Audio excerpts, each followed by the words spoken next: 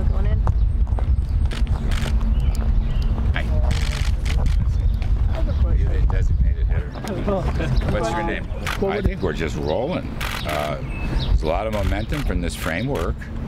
And as I said, Secretary Ross is going over there to start going through the different commodity purchases and the tariff and non-tariff reductions. So no, I don't see any pause at all. In fact, I would say there's more momentum building. Well, Secretary Mnuchin said there was a pause in the trade war.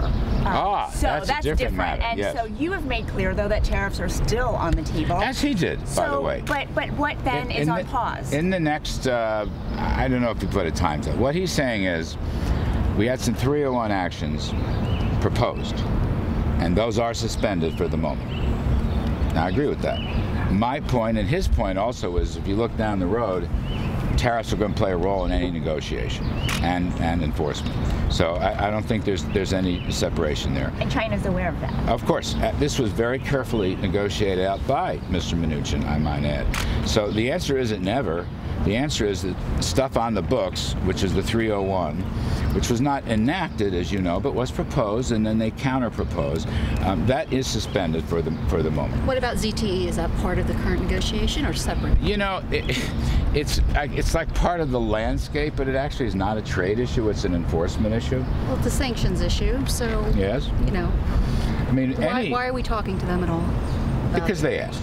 So President Xi asked, President Trump responded. That's good diplomacy. Isn't ZTE also a national security issue? Yes, absolutely. Absolutely is a national security issue. So why would we let a company that is a national security risk back into our markets? If anybody thinks that any changes are going to let them off scot-free, they are wrong. As I've said a couple times, yesterday, today, you're talking large fines, huge compliance, change of board, change of man. Believe me, we are aware of all that.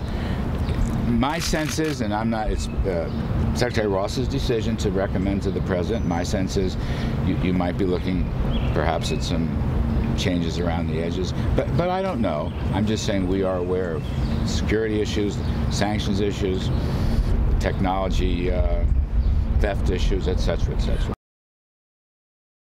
Is China going to be suspending the retaliation that it already announced if the U.S. is going to be suspending its 301 actions? Yes, for this period. For this period. What is the period? How long we haven't really defined the period. It's great. I say for this period, but I can't give you a definition of what this period means. Does the period go past the midterm elections? I just can't answer that. You just don't know, or? I don't think any deadlines have been set.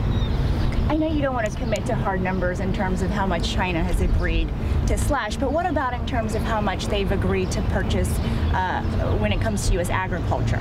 By the by, when you say China purchase, it's not a government-to-government purchase. In other words, they're going to reduce tariffs and non-tariff barriers for private sector transactions. That's an important distinction. No, I'm not going to give you any numbers, but in the ag area particularly, it's going to be a huge increase. I got to get going. Thanks very much. Appreciate it.